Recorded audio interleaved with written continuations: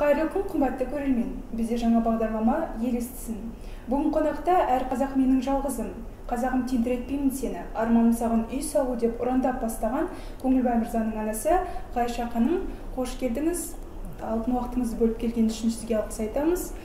Батырда туған анадан, батылда туған анадан демекші, халық арасында Көңілбай мырзаның анасы кім деп сұрап жатады. Сондықтан да осы бағдарламамыздың алғашқы санын өзіңізге арнамақшымыз. Алғашқы сұрағымыз, жалпы сіз қай өңірдің тумасысыз, қандай қызмет атқардыңыз деген секілді? Мен Алтау өңірінің тумасымын. 300-дің басын қосқан Алтаудың Сарлық ауылының тумасы болам. Негізгі мамандығым тігінші, бірақ осы балалардың несінде әр салада жұмыс істедім. Аға айтып отыратын, аяқ киімсіз жүрген кездер болды деп, сол сәтке бір көз жүгіртсек. Енді ол 96 жыл болатын. Ол кезде халықтың жағдайы қиын болды. 86 жылы, 96 деп отырмын, кешіресіздер. 86 жыл болатын, халықтың жағдайы өте қиын болды. Ол кездерде оның ар жағында талонға тамақ алып ішкен күндеріміз болды. Содан бермен қарай, ол кезде біз Ұлтау районында, Ұлтау ауданының Амангелді совхозында тұрдық. Сосын осы балалардың несіменен Жезқазғанға көшіп келдік. Жезқазғанға көшіп келгеннен кейін бір жыл өтер-өтпесте жолдасымнан айырылдым. Сосын барлық балалардың, 4 баламның ауыртпалығы бір өзіме түсті. Сол кездер болатын. Мына осы қызмет барысында сварщик болғаныңыз рас па? Иә, өйткені мен әр салада жұмыс істеп жүрдім. Ол кездердегі жұмыс саласы мардымсыз ақша болатын. Сондықтан осы дәнекерлеуші мамандығы жақсы ақша табады дегеннен кейін осы 4 баламның жағдайы үшін күндіз дәнекерлеуші болып, кешке жаңағы жатақханаларда вахтада істедім. 2 жұмыс істеп, балаларымды жеткізу жолында сондай қызмет атқардым. Ұлтым қазағым деп отырған осындай Көңілбай мырзаны қалай тәрбиеледіңіз? Бала Көңілбай қандай болды? Мен Көңілбай өзі кішкентай кезінен, мектепке барған кезінен өте зерек болды. Мектепке барған кезінен әртүрлі қолынан мүсіндер жасап, мұғалімдер таң қалатын, Көңілбайдың осы ойлап таппайтыны жоқ деп.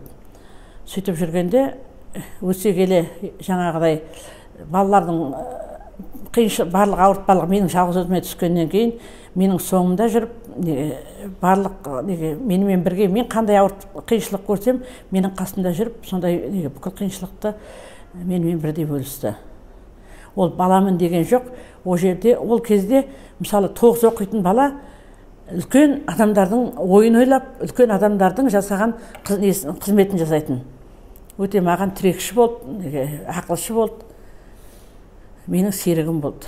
Аға өткенде айтты, 5-ші сыныпқа дейін грамота алдым, 5-ші сыныптан кейін грамота алмағаннан кейін, әжем неге грамота алмадым деген кезде, ой, грамотасы құрсын, басқалар алсын деп сөйтіп айттым деген есімде қалды.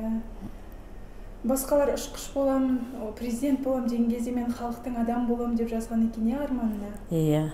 6-шы класс оқып жүргенде, мен оны кейіннен, осы Астанаға келгеннен кейін өзіне әкеліп бердім.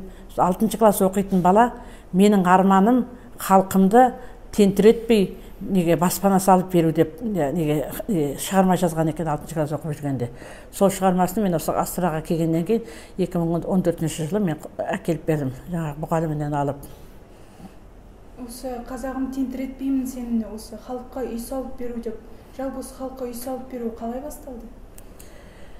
Халыққа үй салып беру осы Астанаға келгеннен кейін 2014 жылыдан бастады. Асыл адам қайырымдылық қорын ашып, сол қайырымдылық қорда жұмыс істеді. Халықпенен бірге енді жаңағы үй жоқтарға үй әперді. Ол кезде біздің де үйіміз жоқ болатын, біз де квартирада тұрдық. Сонда мен айтатынмын, балам, неге бізде де үй жоқ қой деп. Сонда мама, біздің жағдайымыз жақсы ғой, ана кісілердің жейтін нандары жоқ, вагонда отыр екен, бір есік терезесі жоқ үйде отыр екен. Біздің жағдайымыз одан гөрі шүкір ғой. Біз әйтеуір жалдасақ та бір квартирада отырмыз ғой, нормальный деп айтатын сол кездерде. Сол кездерден бастап ол өзінің бар арманы осы халықпен жұмыс істеу, халықты баспана салып беру болды. Қазір мысалы өзі танымайтын адамдарға үй салып беріп жатыр, иә? Иә, өзі танымайтын. Ал дәл қазіргі таңда өздеріңіздің осы пәтер жалдап тұратындарыңыз рас па? Өзіміз пәтер жалдап тұрамыз. Мен қызым пәтер жалдап тұрады, өзіміз пәтер жалдап тұрамыз. Егер де мысалы жұрт айтқандай керемет болса, ақшасы көп, халықтың ақшасын жейтін адам болатын болса, онда мысалы өзгелер емес, ең бірінші сіздерге үй салып алып беретін еді ғой. Иә. Бірақ неге бала кезде мен 4 балама тәрбие берген тәрбием кісінің ақысын жемеу керек.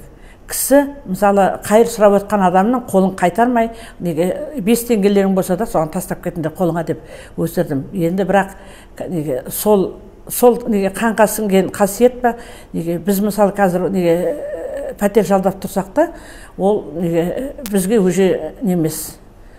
Біз үшін халық жақсы болып, халық жыламай жүрсе, мысалы, менің баламның алға қойған мақсаты сол ғой. Сондықтан біз енді пәтер жалдасақ та енді шыдап отырамыз. Отырмыз да осы уақытқа дейін шыдап та. Бала Көңілбай мен қазіргі Көңілбайдың айырмашылығы қандай? Бала Көңілбай ол кездерде де аңғал, қазірде мысалы ешқандай мен мінезінен өзгеріс көріп тұрғам жоқ. Сол балалық аңғалдығы әлі ол қанға сіңген, әлі сол қасиет бойында бар деп өзім ойлаймын. Бардақ сол қасиеттердің бәрі бойында әлі. Халықтың баласы, аяқтан шалушылар бар. Қасақана бірдеңе жасап қояды деп ойламайсыз ба? Бір Аллаға ғана тапсырам.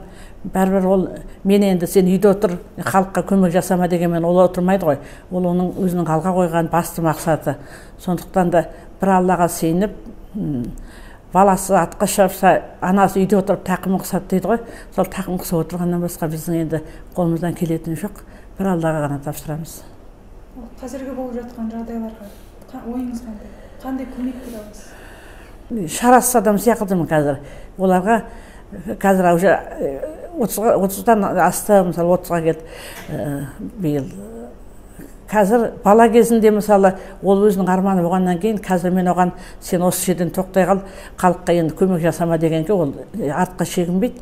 Сондықтан халық мен айтады ғой, мен халықпен біргемін. Мен баяғы өзінің бала кезінен арманы, мен халықпен біргемін. Менің үйде келгенде ғана мен сіздердің балаларыңыз. Мен үйден есіктен шыққаннан кейін мен халықтың баласымын деп айтатын. Енді әлде де сол айтқаннан қайтпай, сол халықтың баласы. Халық біледі ғой кімнің қандай жұмыс жасап жатқанын. Алла не керек интернет дүкен жайлы не айтасыз? Көптің көкейінде жүрген сұрақтардың бірі осы болып тұр. Себебі кеше Көңілбай мырза өзінің тікелей эфирінде сізді өзінің құрылтайшысы, осы дүкеннің құрылтайшы ретінде таныстырды. Ал құрылтайшы деп отырғанымыз бұл қандай да бір үлес алып отыру керек. Ал сіз осындай бір қандай да бір үлес аласыз ба? Жоқ, біз үлес алып жатқанымыз жоқ қазіргі кезде. Өйткені біз магазинімізді көтеріп, біздің магазиніміз жаңа ашылған магазин ғой, кішкентай бала сияқылды әлі. Сондықтан кішкене магазинімізді үлкейтіп, көркейтіп, өсіріп алғанымызша біз үлес алмаймыз. Біз тек қана қазір айлыққа ғана отырмыз.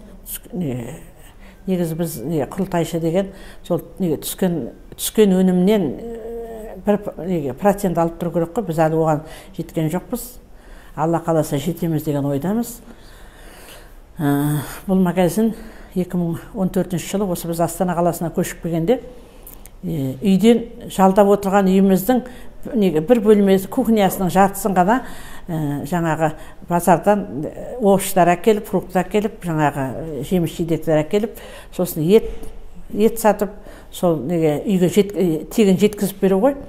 Халыққа сұранысын, интернет магазин болғаннан кейін халықтың сұранысын тегін үйлеріне жеткізіп беру болды. Сондықтан біз 14 жылдан бастап ашылды бұл магазин.